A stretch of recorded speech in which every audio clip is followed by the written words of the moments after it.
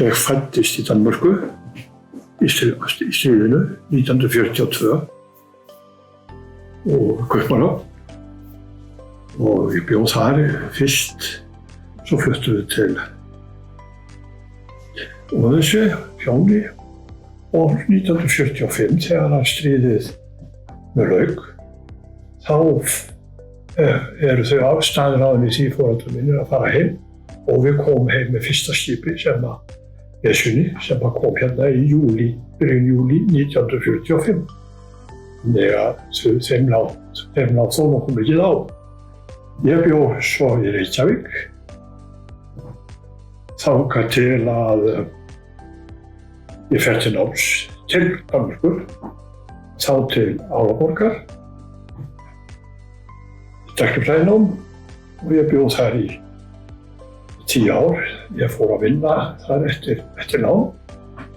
Hún kom á svona lýðháskóla rétt utan Álaborg og við giftum okkur þar og eignuðumst 2 börn þar úti, Sófóníus og Sigríði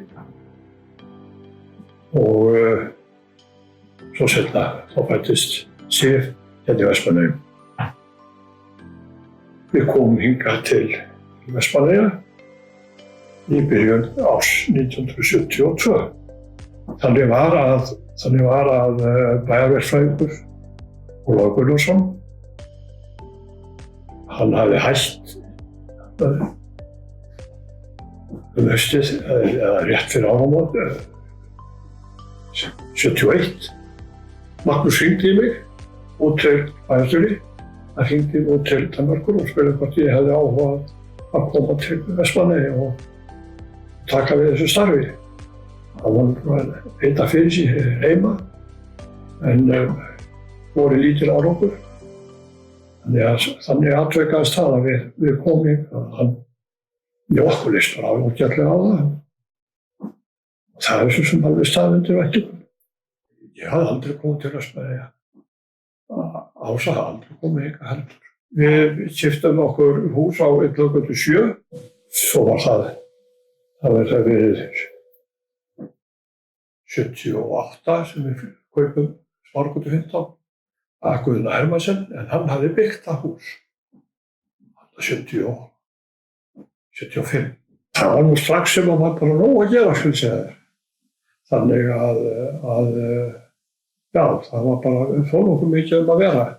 Já, það var sem sagt 76, þá var ég bæjarstjóri og hér fyrstu 2 árin sko, var nú eiginlega það var eiginlega sko ekki beinlínis meirihluti og minnihluti. Það var svona, reyndi að klára þetta með kjörtímabil og svo seinna kjörtímabil og þá myndaðist nú meirihluti og minnihluti en svo var breyting á þessari pólitísku samsetningu á meirihlutanum, þannig að þá lá það líklega beinast við fyrir að ég hætti. Þetta var þú sem ekki búin að undirbúa þetta neitt. Þannig að það lá eiginlega beinast við að bara fara hingað niður eftir. Ég fékk inni á þessari hæð, þá hét þetta Mútisbokkin og byrjaði bara að vinna við það sem ég hafði lært á sínum tíma. Þá var þetta fyrirtæki til. Þetta var nú svona ekki mikið að byrja með. Ég var nú bara einn og var svona að snappa í vinnu hingað og þangað um landið og svo smá saman þá fjölguðu okkur og við höfum svona verið þetta 4 meirihlutan að þessu tímabili. Þetta eru 40 ár. Ég var með hluta þessari hæð sem byrja með, en svo eftir að við fjölgaði hjá okkur og þá fengum við meira og svo höfum við endaði með því að við keyptum þessa hæð af bankanum. Þegar að byggt var við hérna niðri, þá þurftu þeir ekkert á þessari hæð að halda. Þá erum við með laus og það har svona verið ágætt fólk sem hefur komið hér og verið að vinna hérna svona fjarvinnu. frá Reykjavík, bæði í privatfyrirtæki eða stórfyrirtæki og lítið fyrirtæki og ráðuneyti hafa verið hér með úti eða svona útstöð. Það hefur gengið ágætlega. Verkefnin hafa verið, fyrst að byrja voru nú flestar svona mikið til bara upp á landi sem að svona verkefni, svona minni verkefni sem að komu og svo smá sem að fóða nú að koma hérna. Og við höfum sem betur fyrir fengja ágættisverkefni og þess að við hefum verið með mjög góða starfsmenn hérna sem hafa geta lýst ýmsu verkefni og við höfum verið eftirsóttir bæði hér heima og heiman, þannig að það hefur gengið ágætlega. Og eitt kostur við að fá verkefni kannski hérna heima, það er að það er nándin við verkefnin og svo er það svo reynsla sem við fáum á að leysa þessi verkefni sem var orðið til þess að við höfum fengið verkefni annars staðar út á það. Þannig að það eru mörg sveitarfélög sem hafa séð sér hag í því að hafa svona, að stuðla því að svona fyrirtæki eins og þetta, þegar þau hafi svona verkefni heima fyrir, sem eru orðið til þess að þau hafa svo geta fyrir svipuverkefni á öðru stöðum. En þetta er alltaf mjög breytt frá því að ég byrjaði fyrir 40 ára síðan. Þá var maður bara með blýant og túspenna kannski og svo einhverja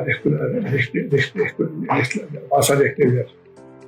Núna er þetta allt í tölvu og allt öðruvísi. Kröfur sem eru gerðar gæðaeftirlit og allt svoleiðis hefur aukist alveg geysilega síðan þá. Ekki þar fyrir að við vorum svo sem með okkar heimatilbúna kerfi en nú er þetta staðlað og fara eftir einhverjum reglum svona reyna að gera þetta eins og það á að gera. En verkefnin hafa verið að meðaltali 100 á ári. Þessi númerinn á hverju ári, við höfum ekki kannski alveg farið upp í 100 og segja að ef það eru 40 árum þá séum við það er ekki lítið. En sum af þessum númerum verða ekki að neinu. Sum af þeim verða eitthvað pínulítið. Svo eru kannski önnur sem eru með eitt númer en eru mjög stór eins og númerið þegar við byggjum við fiskjölbjörnsverksmiðjuna til dæmis, það er bara eitt númer sem er þar. Og gagnfræðaskólann, við byggjum við hann, það er eitt númer. Við byggjum við barnaskólann og breytum honum. Á 4.000 verkefni hafa verið bóku hjá okkur. Og svo höfum við náttúrulega verið með aðalskipulagi í Tvígá og það gekk ágætlega og af því að við vorum með okkur var treyst fyrir aðalskipulaginu hér þá vorum við með aðalskipulagi í Skagafirði, bæði fyrir Skagafjörð og svo svæðisskipulag og svo skipulag fyrir sveitarfélagið Skagafjörð og fyrir Akureyri. Og eitt af þessu sem var í svæðisskipulaginu var eiginlega og svo vinna sem við unnum þar var eiginlega grunnurinn af því að þessi sveitarfélög þau sameinuðust. Þar var það sem við í þessu svæðisskipulagi listuðum upp alla kostina sem lágu í því að vera með einhverja samvinnu. Og það svona, bara þessi umræða það var til þess að þau sameinuðust nema Akureyri, en hann var svo að koma nú daginn. Svo vorum við með aðalskipulag Svínadalshrepp. Það var sem hann náði allavega suður á Hveravelli frá Húnavallaskóla og allavega suður á Hveravelli. Og við höfum verið með deiliskipulag bæði hér í Eyjum í Þorlákshöfn og svona minni deiliskipulag í kringum einhverja byggðir hérna upp á landi þó ekki sé það stórar. Og já, við höfum verið með öðrum, mörgum verkum, og við höfum líka verið einir, núna undir það síðasta, við höfum kallar hérna núna sko.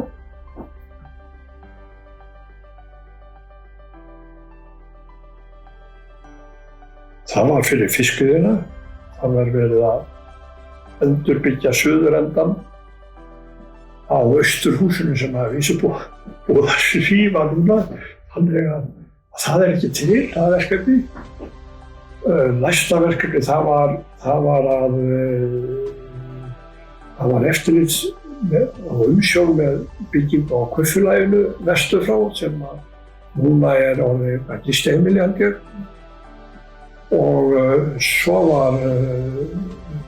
voru hérna nokkur, já, eftir svona, svo voru hérna nokkur einbýlishús, eitt upp í Stóragerði og þetta voru svona fyrstu verkefnin sem komu þarna inn.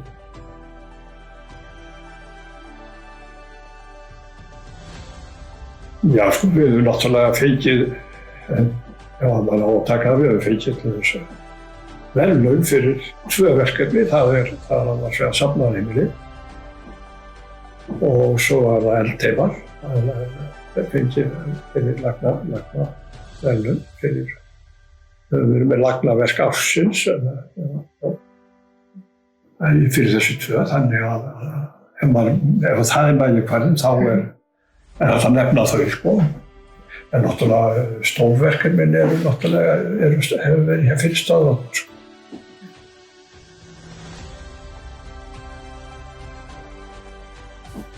Það er sísafnaðið. Ég held að það var búið að reyna þetta mjög mikið, var ekki búið að reyna.